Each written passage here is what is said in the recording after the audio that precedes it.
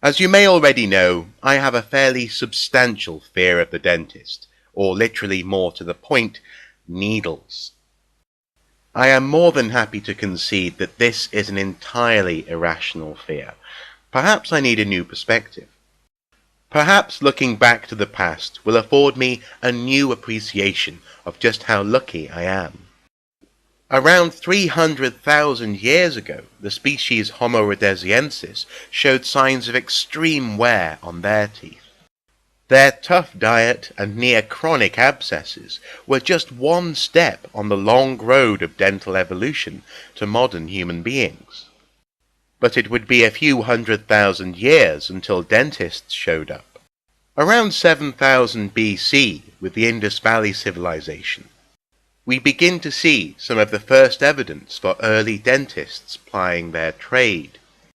This comes in the form of holes drilled into teeth, presumably to remove decay. This drilling technology most likely came in the form of the bow drill, a fairly crude mechanical implement, but nonetheless effective.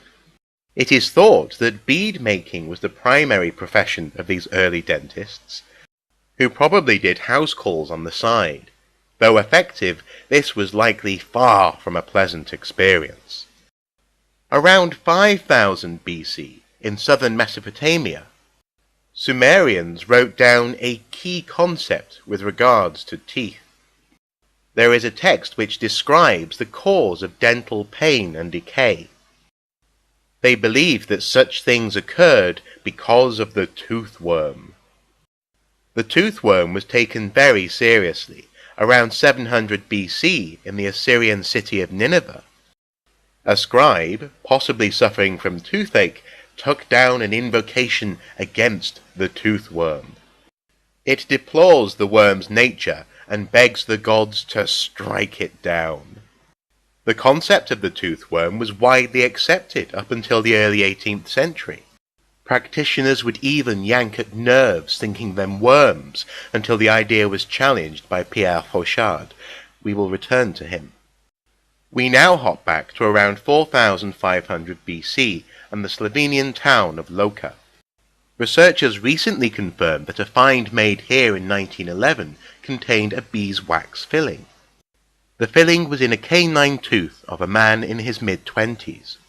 The wax-covered, sensitive dentin exposed by a vertical crack in the tooth. As early as 3000 BC, the ancient Egyptians had dentists. The so-called Edwin Smith papyrus tells of the treatment of several oral ailments, and during the Second Dynasty, Hesi-Ra was named as the greatest of those who deal with teeth and of physicians. Egyptian skulls as early as 2900 BC have small holes drilled into jaws, probably to drain abscesses. Egyptian dentists would fix teeth in place with gold wire. They developed early recipes for toothpaste, which crushed burned ox's hooves, eggshells, and myrrh, and even used opium as pain relief. However, they also believed that touching an aching tooth with a dead mouse might cure pain. Some evidence for ancient dentistry is indirect.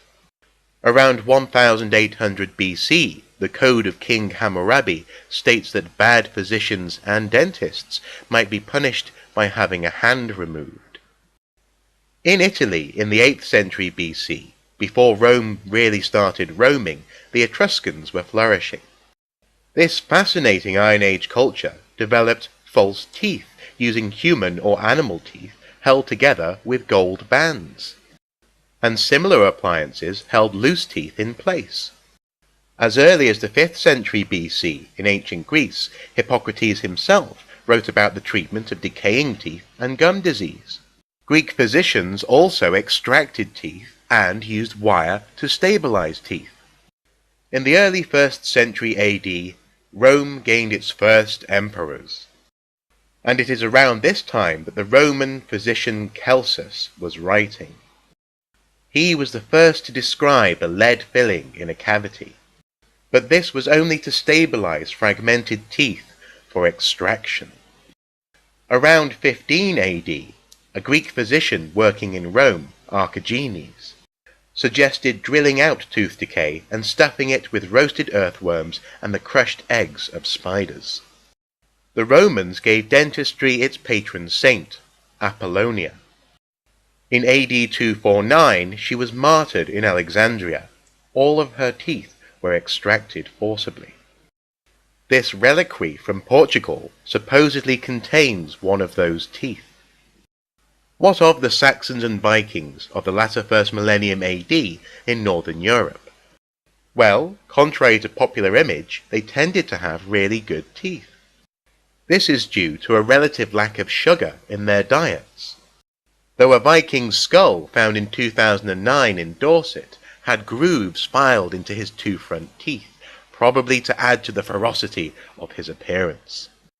Around the same time in China, during the Tang dynasty, they developed probably the first toothbrushes using hog bristles. And in 1223, Japanese Zen master Dogen recorded that he saw monks in China cleaning their teeth with brushes made of horsetail hair. These were attached to an ox-bone handle, and it would be centuries, 1690, before Anthony Wood would write of buying a toothbrush in Europe. In the intervening years, during the early Middle Ages in Europe, sciences such as medicine, surgery, and dentistry were usually practiced by monks. However, a series of papal edicts in the 12th century expressly prohibited monks from performing any form of surgery. And so dental care was no longer the purview of educated monks, but rather their less educated assistants, the people who shaved the monks' heads. Barber surgeons were let loose on the public, performing extractions, just at the time when sugar was becoming more and more popular in Europe. The great medieval surgeon Abu al-Qasim al-Zahrari inspired European surgeons, and by the 14th century, people such as Guy de Chauliac invented the dental pelican. Resembling the beaks of a pelican, a similar tool is still used by dentists today for extractions. Dental care at this time depended very much on one's status in society. Barber surgeons continued to practice amongst the lower classes, though tried to stick to extractions and attempts at pain relief. By the 16th century, dental care had changed little. A Tudor dentist would be a painful experience. For the Tudor dentist, boiled frogs were a staple, and foul concoctions would be applied to rotten teeth to encourage them to fall out. There was some attempt to clean teeth. Frayed twigs would be rubbed on teeth with a paste made from rosewater, lavender, and cuttlefish. And the year 1530 saw the publication of the first textbook on dentistry in Germany. And at the end of the Tudor period, Shakespeare makes casual reference to cleaning teeth in a play. But barber surgeons continued to ply their trade. If not a barber surgeon, then maybe a juggler, followed by a tooth drawer to thrill the crowd. The 17th century saw French physician Pierre Fauchard lay the foundations of modern dentistry. He dismissed concepts such as the toothworm and published a book, The Surgeon Dentist. One concession to former ways was the use of urine as a mouthwash. But among his many developments were the cleaning, separation, removal of caries, cauterizing, filling, straightening, and strengthening of teeth, and the statement that sugar caused decay. The first dental textbook written in English was Operator for the Teeth by Charles Allen in 1685. And in the 1700s, in Georgian England, dentistry was finding its feet as a profession. There were many developments, though some practices did continue, including, yes, the use of urine as a mouthwash.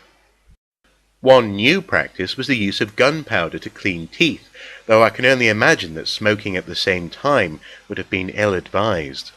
They also made use of red-hot wires to cauterize patients' nerve endings. Fillings were an exciting development, though your filling choice lay with either poisonous lead or that Neolithic solution, beeswax. The Georgians also developed porcelain fillings, though unfortunately the lovely white filling would tend to kill the tooth around it. If a tooth had to be poled, a replacement carved from ivory or walrus tusk was always a possibility. Now, many people seem to think that George Washington had false teeth made from wood. This isn't true. They were actually made from his own teeth, cow's teeth, and hippopotamus ivory. Unfortunately, they were set in a metal mouthpiece with springs, which fit poorly and distorted the shape of his mouth. In the late 1700s, English prisoner William Addis is thought to have developed the first mass-produced toothbrush. In his cell, he was unhappy with simply rubbing a rag on his teeth. He saved a small bone from a prison meal, obtained bristles from guards, drilled holes in the bone, glued them together, and voila, a toothbrush. After his release, Addis became very wealthy. Through the 1800s, the first dental colleges were opening, but with the industry of oral health came a requirement for raw materials for prosthesis. Before porcelain teeth for dentures were perfected, they were usually teeth pulled from the mouths of dead soldiers, often soldiers who fought in the American Civil War. They were used domestically and shipped across the world by the barrel load. The 19th century also saw the development of toothpastes in jars.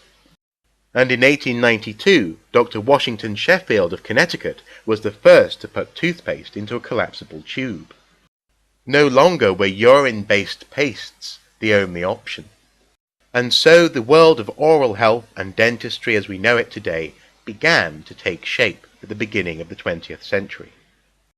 This story sounds like progress, though recent research shows that over the past 10,000 years, our narrowing diets and pursuit of oral health have actually reduced the spectrum of bacteria in our mouths, and surprisingly contributed to chronic diseases. Despite that, our summary of the archaeology of dentists has certainly lended me a fresh perspective.